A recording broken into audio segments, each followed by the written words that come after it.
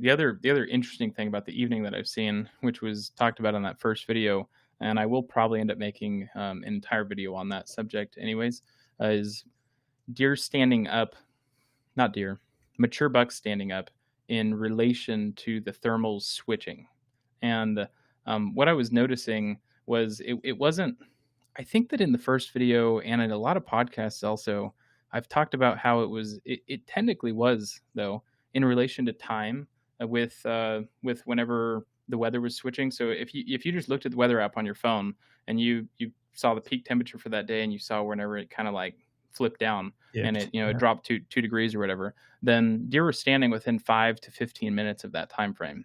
And I think what's actually taking place as I've deep dove into this area of thermals is their particular area just so happens to have the thermals getting switched based off of where the sun's located as the sun's starting to go down. That's whenever that area that they're bedded in is coincidentally getting shaded at that moment. And whenever that happens, that's whenever thermals switch, but they don't actually just do like a hard switch where they're rising all the way throughout the day and then it's just like all right, time to fall. And then everything starts going down.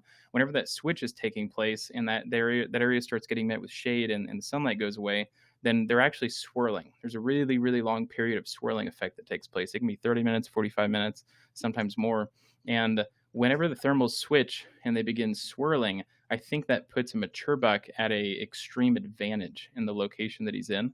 And in that scenario, I think they're standing based off of that. Whenever thermals start to kind of linger in that area and start to swirl in the location that they're bedded in, I think they stand up based off of that more so They than the they probably feel how we feel when it's that last light and we're like, time to check in, MFer. You're telling yeah. yourself, you're like, this is the moment. Everything quiets down. You can feel it. You know what we're Yep. talking about when I say this as a hunter. I'm wondering if when that switch happens, they're like, time to stand up, motherfucker. Time to Yeah. get real and No, take I on think all the that's things. definitely yeah. Yeah. And the interesting thing about it though, as to what Derrick number two or Derrick number one, who's number one here? This is I'll be your number two. podcast. I'm number two. Okay, yeah, I'm number one. That's what Yes, I you thought. are. Um, You are, my friend. but whenever that takes place though, oftentimes I was seeing mature bucks stand in that one location, within a 30-yard circle, and just kind of browse around, ruminate, clean themselves, etc. For 15 minutes all the way up to 45 minutes in some cases, where they would just hang right in their bedding location that entire time. And then all of a sudden it was like, all right, they flick their tail and they decide they're going to head up the ridge and walk off towards the staging area all of a sudden for whatever reason. I haven't put a correlation to that yet as to why they decide to leave. All right, where in some cases they get out of their bed and they don't do that at all. They just bounce out immediately. But anyways, I've seen both, but more often than not, I see them kind of linger in their bedding area. And in that time frame, they will make kind of the cluster rubs, as to what you were mentioning. They'll just walk around and start making rubs all over the place. But I've also seen the cluster rubs take place in really heavily in like staging areas where it's not just him making rubs. There's like 8 to 15 bucks on one really tight core location once he makes it to the staging area. That, in my opinion, what I've seen, especially whenever you have a dominant buck, it's almost as if those other deer, the younger bucks, they're moving in to see exactly what he's doing. Where's the dominant guy in the area, especially in the late season, over anything, but still moving in to see where he's at and then kind of reacting based off of him and kind of bouncing around him the entire time and observing him. But in that situation where they're in a staging area, then they all go in and they're making rubs all over the place. I mean, it's He's just watching a nonstop. cool kid in class. Like Man. he's doing that. I'm going to do that too. What he just illustrated is exactly what I was kind of thinking of when I scouted a spot this past spring. There's a bedding area.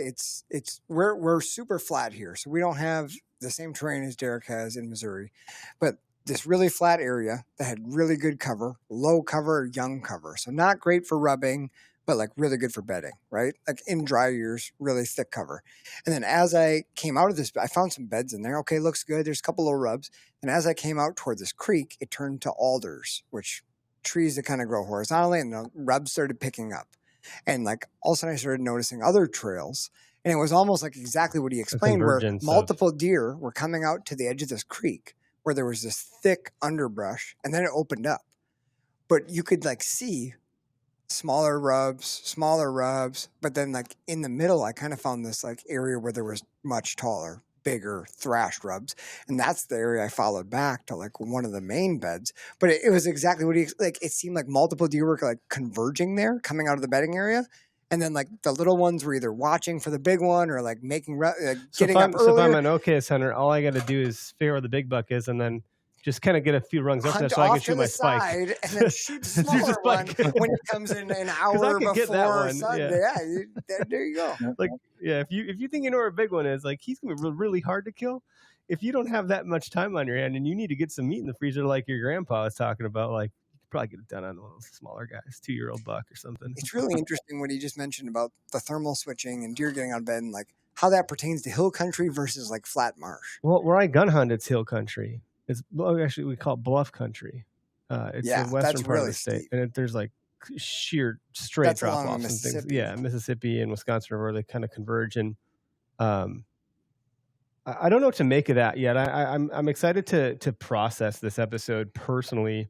Around the concept of like, I think, when last light is interesting because the sun is now like behind the horizon. It's set, and you get sunset and last light. There's this frame of time in between when the sun goes down and you still have light that you can see, and that's when I think then thermals are switching. And I have never had that thought or consideration enter my mind until this episode.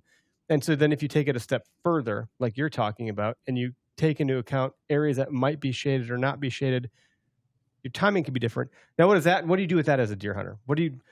Timing matters. And I think it was 3 or 4 episodes ago, we had someone from Midwest Whitetails on. They were talking about there's a rule of thumb about a deer traveling a certain duration of miles at a certain clip rate per hour or something. So if they could, I got this deer on trail cam at this time, they could theorize when or where that deer is bedding ish and where he's coming from. They would just keep moving the pin back or the stand back until they got close to that bedding and were able to intercept in like daylight.